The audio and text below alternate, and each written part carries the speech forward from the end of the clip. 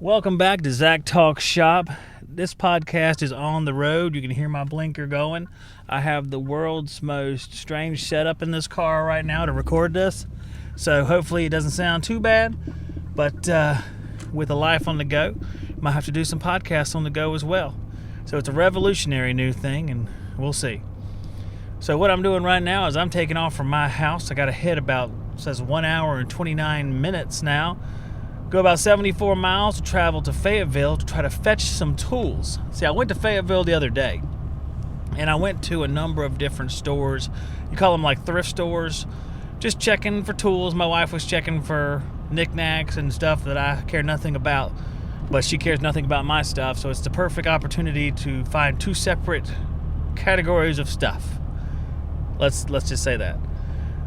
So here I am, and I'm going about an hour and a half because I went to the Habitat for Humanity store. And normally I don't care a whole lot about that either, because a lot of times they price their stuff too high for the furniture, and it's just, sometimes you find a great deal, but a lot of times it's like, I don't know where do people get prices from. But luckily, the time that I went, they had no idea how to price the tools that they had. They had all these power tools, and what I did was I went in there and I was looking around. I was like, man, I need a bathroom.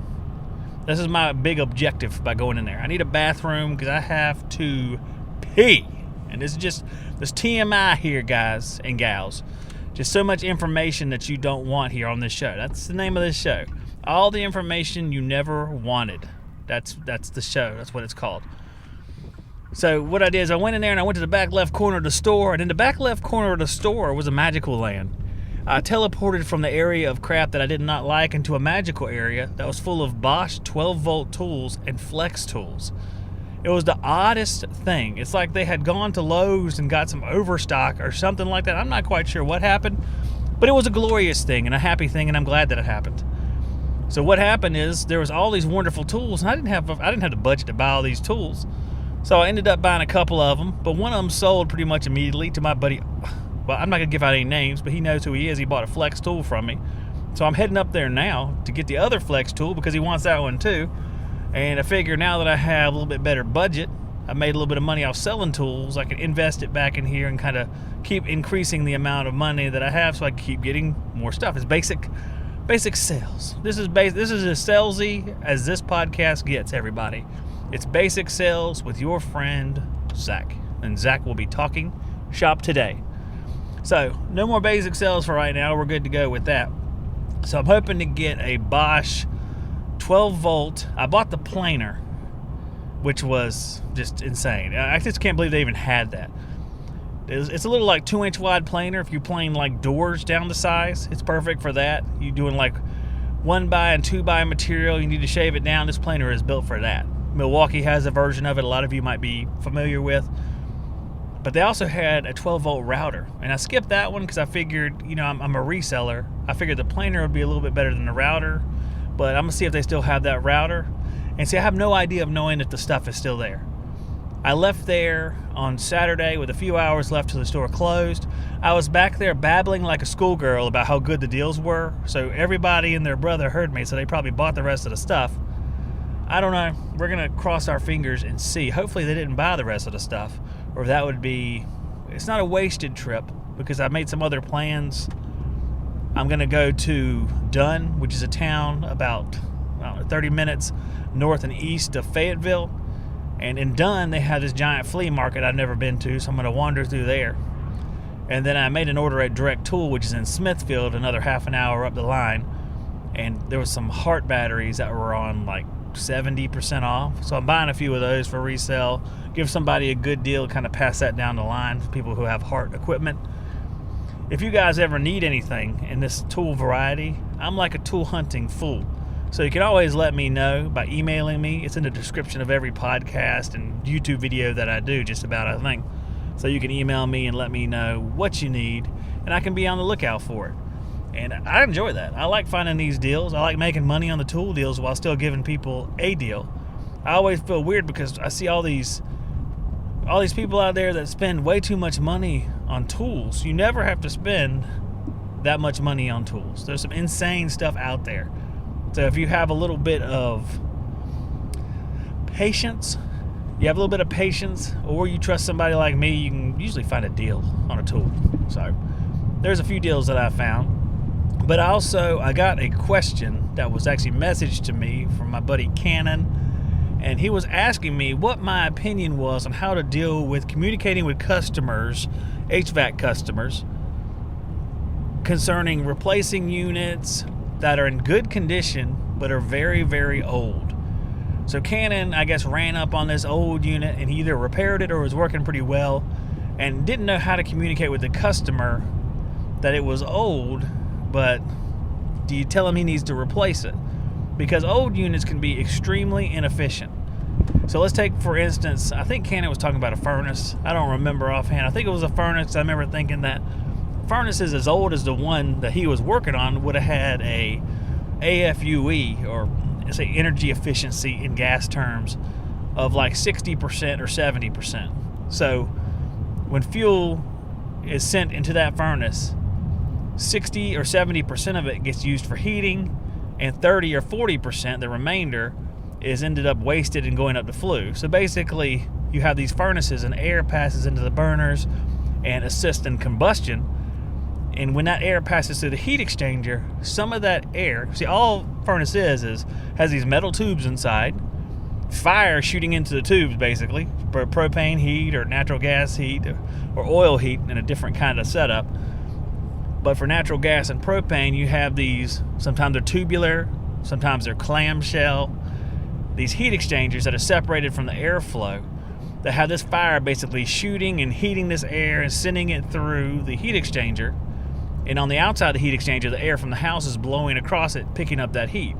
So you're not going to pick up all the heat. It's just impossible to pick up all the heat 100%. So in these older furnaces, basically you're picking up 60% or 70%. Nowadays, typically you're picking up closer to 90% or above, because a lot of them are high efficiency furnaces. Which you get into that 90% category, it becomes like a high efficiency. So Cannon faces this obstacle. You can tell them that, hey, this thing is working, but there's furnaces out there that are, 150% as efficient plus, more so than the one that they have. So what I've always done is I've taken the customer, taken them aside and said, hey, you know what, this thing is working pretty good and you can let it go. But you always have to tell them, what I learned in doing service for so many years is the fact that no matter how good a 25-year-old machine is working, it could die the next day. And it's very hard to predict. Preventative maintenance will prevent a lot of catastrophic failures on newer equipment. But preventive maintenance does not do as good a job with an older machine, because older machines, they have a lot of unseen problems that have accrued over the years. Like, you don't know how hot the compressor's been running on a condenser for the last 20 years. If it's been real hot, then the windings of those compressors could be damaged, not so much that they're grounded, but that they're steadily heading that way. And the day after you leave, it grounds, and then the customer's like, what'd you do? You always have to communicate that at this stage of the game, a machine of that age is prone to random failure, because you can't predict all of them. You can prevent some of them by checking run caps, cleaning the filters, cleaning condensers. But on an older machine, it becomes less predictable, because there's so many things that are wearing down and wearing out that you can't protect against. You're not going to protect against the bearings on a fan motor. You might hear a fan motor squeal, and you could tell that it's got a bad bearing. But when you communicate that to a customer, like, this thing has a bad bearing, you really need to replace it before it locks up. They're like, it's still working? Like, yeah, a lot of customers just let that go. So the important thing is be perfectly transparent as much as you can be. Say everything that you can about it, so you kind of cover your rear end. Because on an older machine, you don't have the ability to prevent every little thing from happening. You can't do that, especially if you had no idea when it was installed, who installed it, and all that stuff. If you install a machine, you can ensure that it has a long life by following proper procedure. But an older machine that you're walking in on, you definitely have to have that liability protection that you verbally say, I don't mind if you let this thing run for a few more years. Just know that it's old and it's hard to predict when it's going to fail. So when it fails, they won't be like, hey, why didn't you warn me? You could be like, hey, I did warn you. So eat that, Buster. you leave that last part out.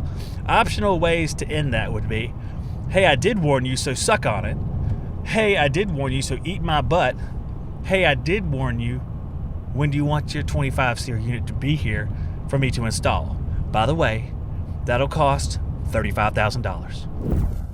Are you in search of gas? Well, that sounds like an odd question, but many heating technicians are, in fact, in search of gas. And you want to find it with this Yellow Jacket 69310 combustible gas leak detector. Safety first, find those leaks quickly. It has a fast response time, quality product because it comes from Yellow Jacket. You can find out more at yellowjacket.com. TreeTech Tools has a wide variety of great test equipment.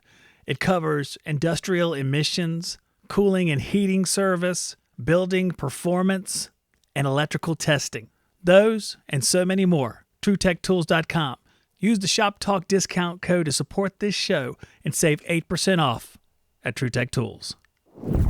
It's not easy to record a podcast while you're driving in a truck with a actual boom microphone stand angling between your face in the front seat and the back seat at like a 90-degree angle or a 45-degree angle. So it's just something that I think I should receive some sort of podcasting award. And if it were up to me, I would probably add that to the HVAC Tactical Awards. It's greatest podcast in the most adverse circumstances. So someone who podcasts from their truck, like me, or maybe someone who does it in an igloo, like someone like an Inuit person, or maybe someone who does it while dangling from some sort of wire above a pit of snakes. So I think that would be great options for HVAC Tactical Awards. And I just want maybe Ben can keep that in mind for the future. I think that would be a good idea and a way to broaden the scope of the event, which looks like quite... I watched the video. That thing is quite the black tie event. That's like a real award show. There was like a lady interviewing people when they walked in. I don't know how I would do with that because I don't really do award shows, parties, gatherings of more than 2 people. I don't really enjoy that. But it would be something to go to that, and this lady walks with us, "Hi, you must be Zach from, what's the name of your podcast now?" I don't remember. And maybe she'd say, like, "What are you looking forward to tonight?" And I'd be like, "I'm looking forward to the sweat stopping when I leave here." And just like, "What are you drinking tonight?" Because she was asking everybody what they're drinking. I haven't drunk alcohol since I was in my 20s. Because a long time ago, I drank alcohol quite a bit. And I got my fair share of it back in the day.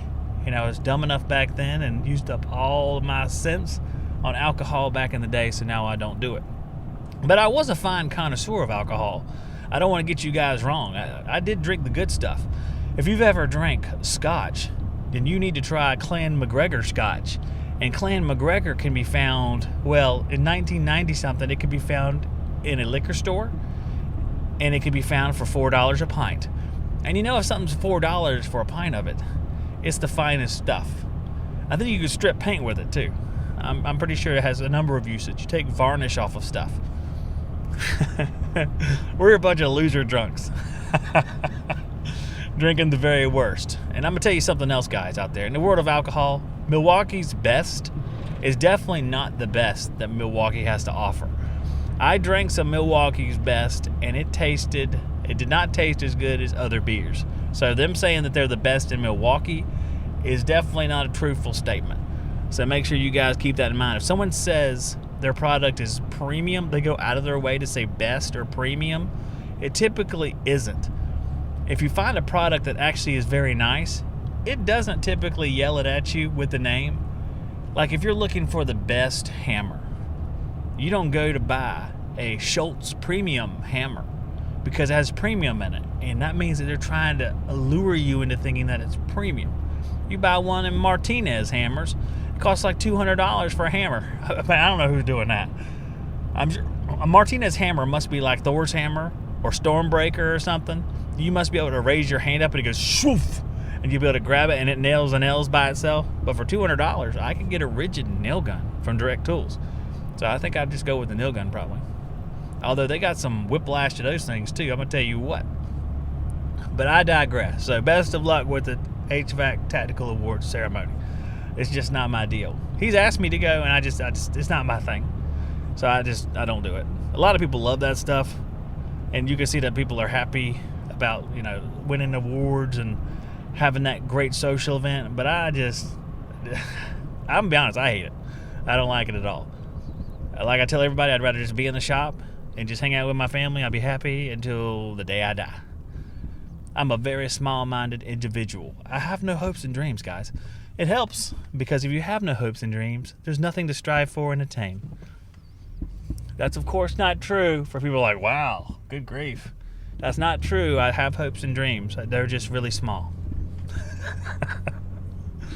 Oh, well.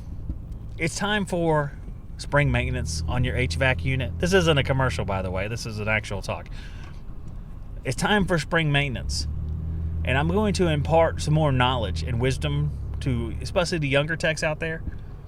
You know you're doing maintenance correctly if you hate it. If you enjoy doing maintenance, then you're not doing it correctly. Because to correctly do maintenance, you have to just loathe the very existence that God has given you. Because to do a maintenance properly, like let's take one of the ones that makes the hair just fall out of my head when I talk about it. Trane condensers, American Standard. They have those 4 panels. I think there's 4 in there. 1, 2, 3, 4, something like that. 4 panels, and they have like little, I'm not sure what they do now, but for the longest time they had these metal panels that slide down into like their little plastic base pan, and that plastic base pan has like little clippies on it that get on the panel, and to get it off you kind of have to push them in and slide them up. Well, they're awful, but to do a proper job you really have to take the whole thing apart to clean it. And you might want to stand on the outside with a water hose and say, looking good, without taking a close look, but that is not correct. You have to take all those panels off and hate the very life you're given to do it correctly. That's just one of the many, many things that make maintenance a living nightmare, and why I hated doing it. Because to do the right job, and if you have the knowledge of what the right job is, and you don't do it, then you have your conscience bothering you, which is even worse, because it'll last all day long. It's like, hey, aren't you on YouTube making videos? Shouldn't you be doing a better job? And you'd be like, shut up, conscience. But he never shuts up. That's the problem. He always keeps going. So I'm telling you guys, just got to do a good job or just quit your job. Just quit the job so you feel better about yourself. Another one is Goodman. Older Goodman units, and probably some new ones too. Goodman likes to cheap out on stuff. And Goodman will give you a bunch of cheap units to work on. And to clean that condenser coil or change it, God bless you, you have to take the top off, and then the Goodman becomes what I like to call the Goodman blooming onion.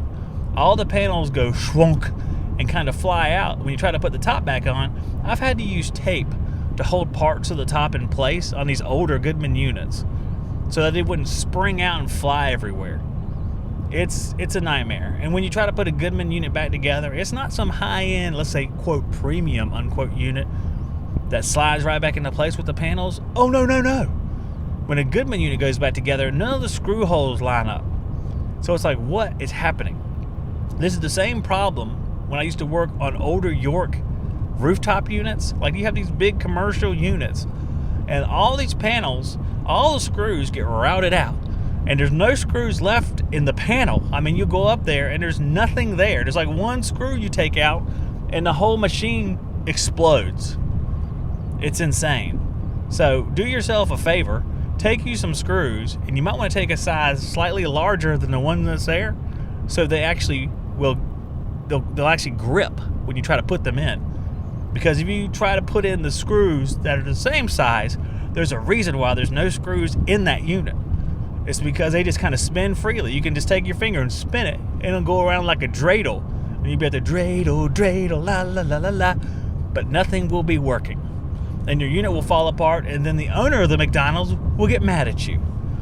That comes from personal experience, guys. Personal experience of my nightmarish life fixing units on top of McDonald's.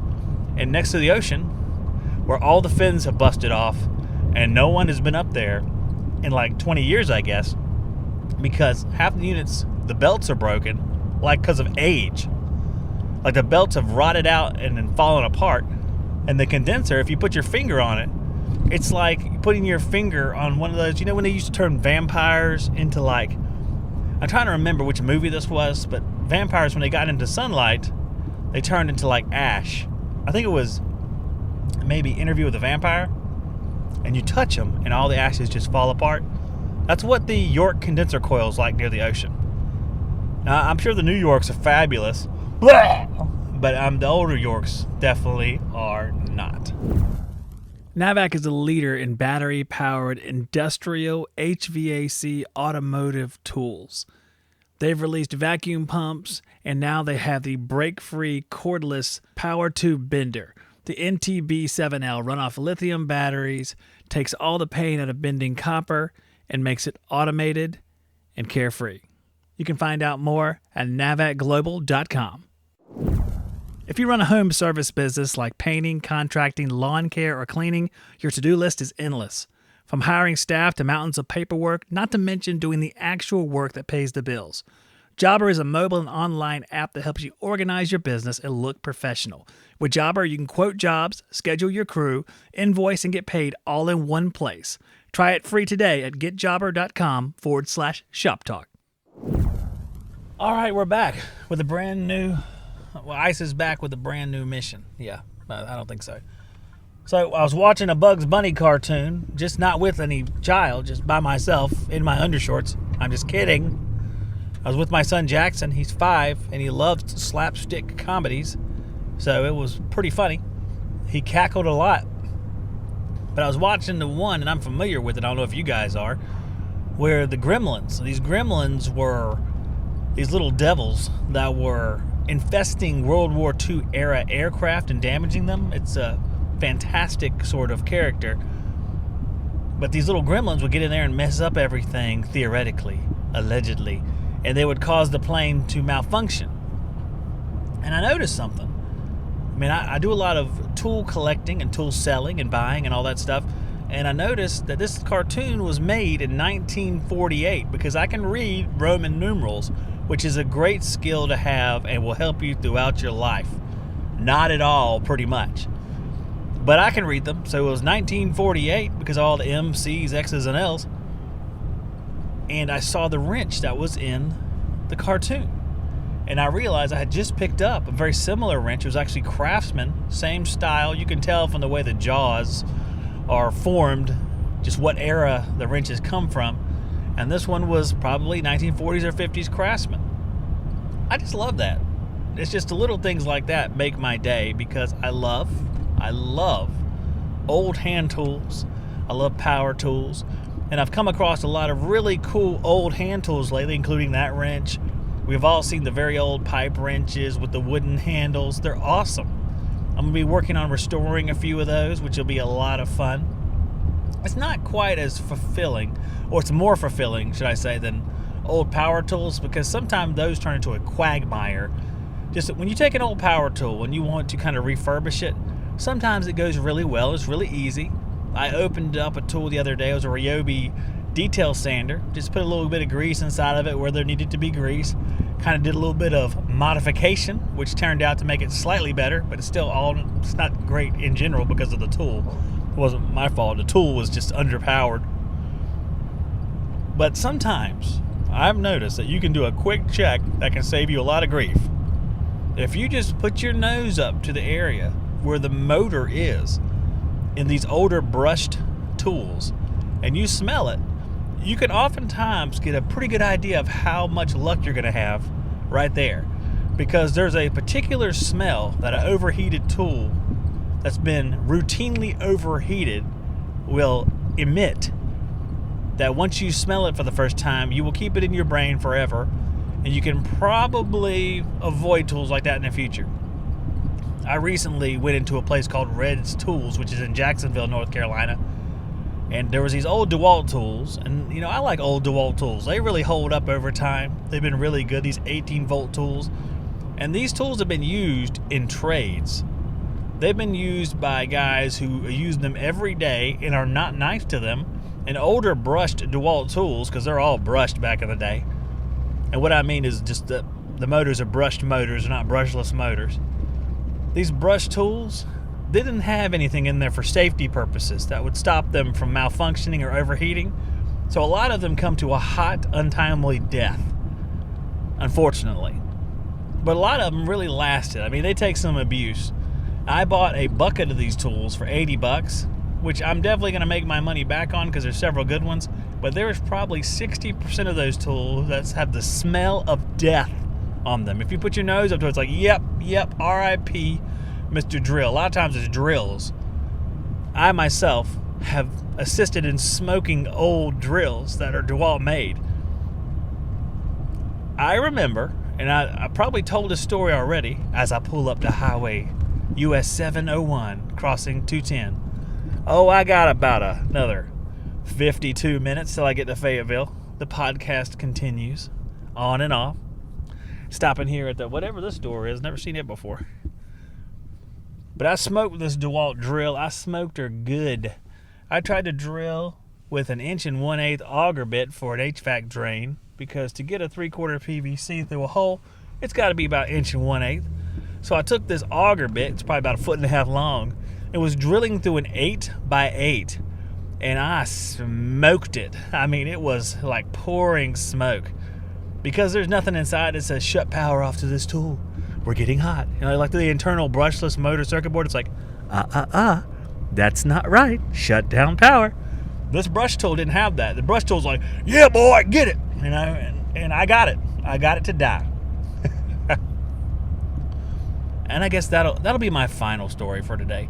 I hope you guys have enjoyed this podcast. I hope that you will podcast it to other people using the internet. Please podcast it around your local groups, your book clubs, your bake sales. Please podcast it to your friends and family. And you can podcast it again to yourself. When you're alone late at night, sitting in the restroom, make sure just to podcast it then too. This is Zach Scioto, and may God bless all of you guys and gals.